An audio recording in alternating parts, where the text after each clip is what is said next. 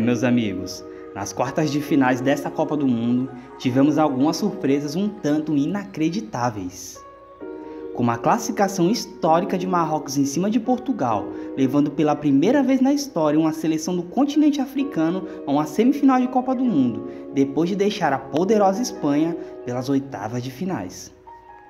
E também tivemos a inesperada e trágica eliminação precoce da seleção brasileira nos pênaltis para a Croácia.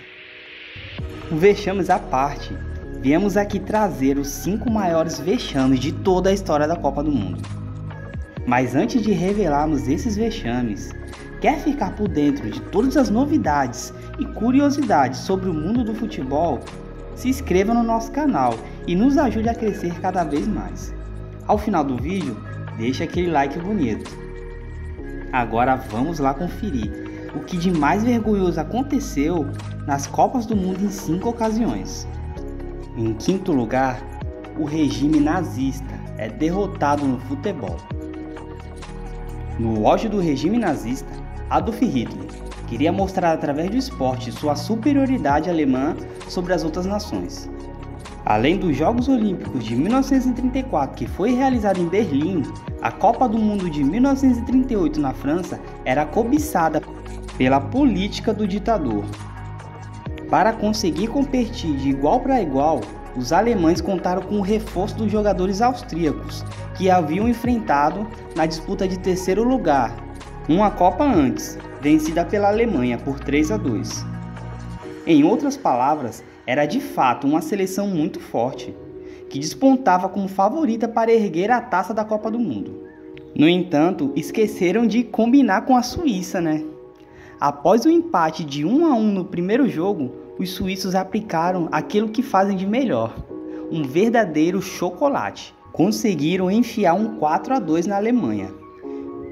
E no ano seguinte, a Segunda Guerra Mundial teve início, e com isso, a derrota final de um regime asquerosamente vergonhoso. Quarto lugar, de campeã a lanterninha do grupo. A seleção da Itália conseguiu a proeza de ser eliminada na fase de grupos após um título mundial. Contudo, a Azura cravou seu lugar nessa lista devido ao nível do seu grupo. Na África do Sul em 2010, a Itália caiu no grupo F, com Paraguai, Nova Zelândia e Eslováquia. Com todo o favoritismo do mundo ao seu lado, a equipe de Cannavaro, Buffon e companhia foi a lanterna do grupo com apenas 2 pontos.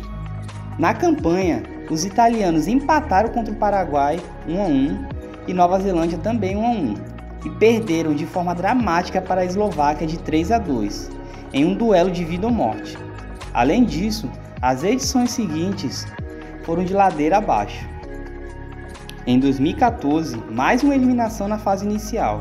Já em 2018 e no Mundial deste ano, a Itália sequer se classificou para disputar a Copa. Galera, depois do título de 2006 da Itália, os italianos parecem que desaprenderam a competir na Copa do Mundo. Deixa aí nos comentários se vocês acham que a Itália vai ganhar outra Copa do Mundo na vida. Em terceiro lugar, chuva de tomates na Itália. E não era para uma pizza. Novamente a Itália aparece nessa lista.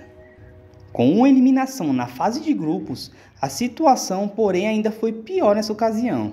A Copa da Inglaterra de 1966, que teria outro campeão se não houvesse VAR na época, foi o palco da pior derrota da história do futebol italiano.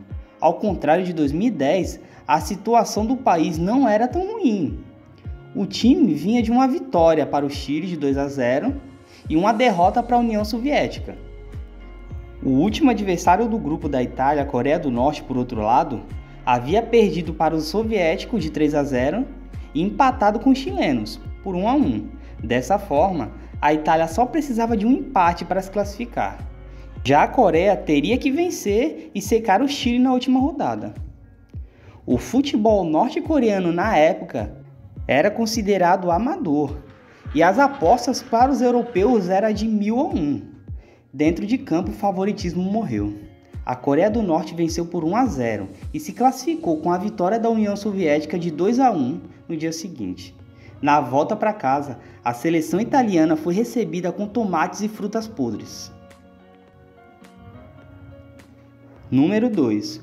O futebol é derrotado pelo soccer em 1950.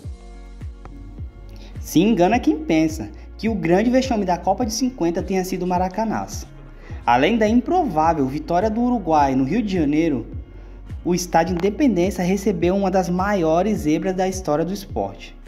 A Inglaterra, famosa por ter criado as regras do futebol, teria pela frente os Estados Unidos, que na época não tratava o esporte com devido valor. O time norte-americano para o Mundial era semi-profissional. Os jogadores daquela seleção trabalhavam em outras profissões, como professor, carteiro, médico, lavador de pratos e até mesmo motorista funerário. Era inimaginável qualquer resultado diferente de uma vitória para os ingleses. O jornal britânico Daily News chegou a publicar que seria justo que a partida já começasse 3-0 para os americanos. Mas dentro das 4 linhas, o time dos Estados Unidos marcaram um gol no primeiro tempo e se fecharam, garantindo uma vitória tratada como milagre de Belo Horizonte. A partida foi tão marcante que deu a origem do filme O Milagre do Jogo, lançado em 2005 e baseado no livro de Geoffrey Douglas. Em primeiro lugar, em 7-1. Olha só que absurdo! Gol! Pois é, não poderíamos terminar essa lista de vexames com outro jogo. País sede do evento, a seleção brasileira foi derrotada na semifinal da Copa para a Alemanha.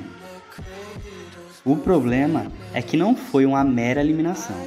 O placar do jogo foi simplesmente 7-1.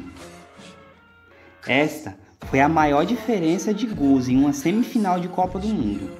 A maior diferença de gols em partidas de seleções campeãs mundiais.